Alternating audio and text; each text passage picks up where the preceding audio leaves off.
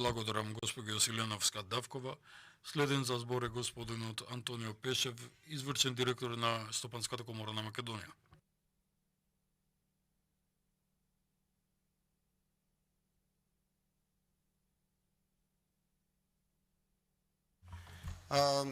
Жалам што нема да го слушнете ова, меѓу другото, почитувана пријателке, малце беше долго.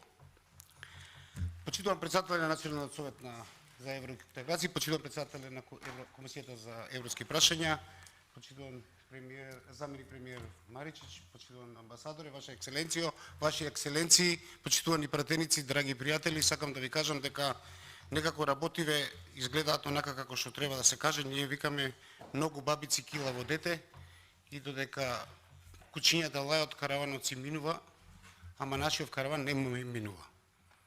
Она што сакам да ви кажам е дека секој ден отварам телевизија, слушам што има кажано на парламент и заклучувам дека освен вербална реторика која не носи никаква продуктивна ситуација, не гледаме ништо што може да и помогне на оваа држава да преживи. Ја не знам кому ќе му треба држава која за некоја година и за некој век ќе стане членка од Европската унија, кога во таа држава ќе нема нити економија, нити ќе има млади луѓе, ќе имаме една сериозна ситуација во која таква држава на Европската унија не знам зашто би и требало, освен како транзитен коридор од една држава во друга.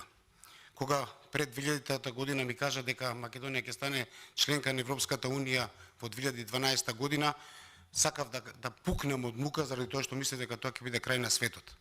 Денеска 10 години подоцна, кога ќе ми кажа дека ќе бидеме членка на Европската унија 2032 година, сакам да кажам дека тоа веќе не е мојата агенда. Извинете, не знам дали е агендата на моите деца, заради тоа што ако продолжиме со оваа динамика, веројатно и членството во Европската унија ќе биде излишно непотребно. Све ми личи дека ќе бидеме членки на некоја нова институција, пошто и Европа заговара промена на својата генерална структура. Зашто го говорам ова? Заради тоа што додека ние дебатираме јалово скоро на секоја седница ни на парламентот, и во владата, и на пресконференциите, економијата во Македонија пропаѓа. Заради блокади кои се настанати, заради милиони и едно прашање во овој парламент, ниту еден економски закон не поминал низ парламентот.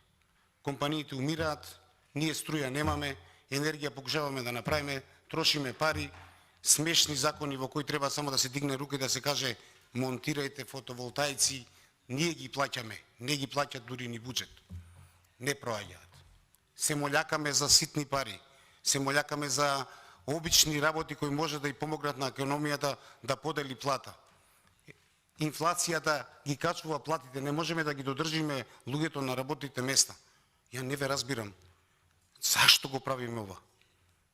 Ќе станете, опозицијата ќе стане позиција, истите проблеми ќе ги има.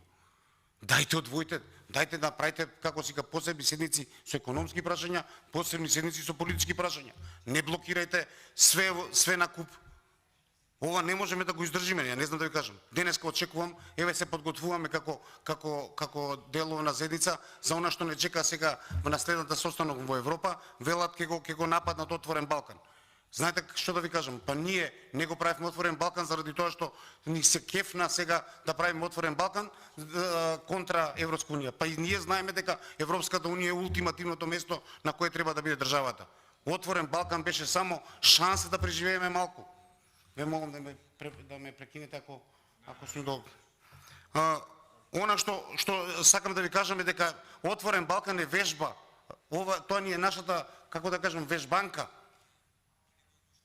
Ние мораме да пробаме да видиме како ќе живееме со Србија, како ќе живееме со Албанија. Сите се тоа земји кои претендираат да бидат членки од Европска унија. Ние мора да научиме како да проаѓаме граница без да седиме по 40 сата на граница. Ние мора да научиме како да проаѓаат камионите без да ги проверуваме секој поединечно и од секој камион да земеме аванта. Извинете, зборот го употребив погрешен. Али тоа е наш одомаќен зборов дека во државата. За судскиот систем. А може ли да немаме судски систем, да има судскиот систем да има најниска оценка од било која институција во државата? Може ли да имаме уставен суд кој не може да се состане по клучни прашања од кои економијата во државата има сериозни прашања? Не знам зашто, не знам како држава во која има економски пад, држава во која не знае како да си го реши проблемот, држава во која не може да најде доволно работна сила и го скратија за една седмина потенцијалниот простор за работа. Па ние не баравме да ги бичуваме работниците. Одлучи и политичката гарнитура на власт во овој момент да донесе закон со кој го укина недела како неработен ден, не ни дадоа ни шанса да се буниме. Седи барањето пред Уставен суд, Уставниот суд веќе година дена не може да се состане.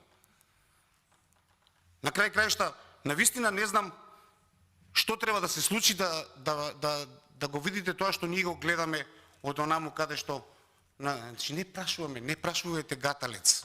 Гатаме. Еве ја денеска гатам. Прашите ги паталците.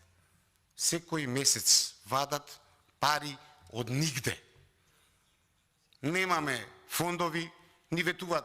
Знаете колку се 80 милиона помош за енергетика? Нула.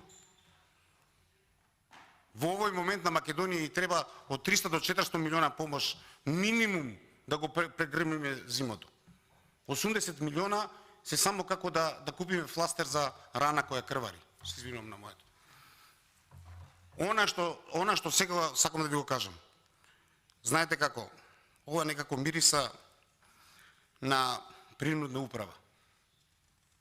За жал, тежок е зборот и ние чекајќи го Годо, ми се чини како да го чекаме шумарот да ни го реши проблемот.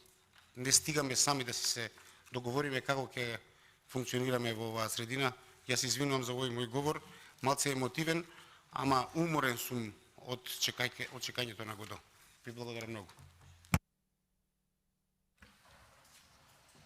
Ви благодарам и јас, господин Пешев, само да напоменам две работи како коментар. Прво, во однос на работата на Собранието, еве и денес јас наистина не разбирам, во моментов има уште две комисии за труд и социјала и финансирање и буџет.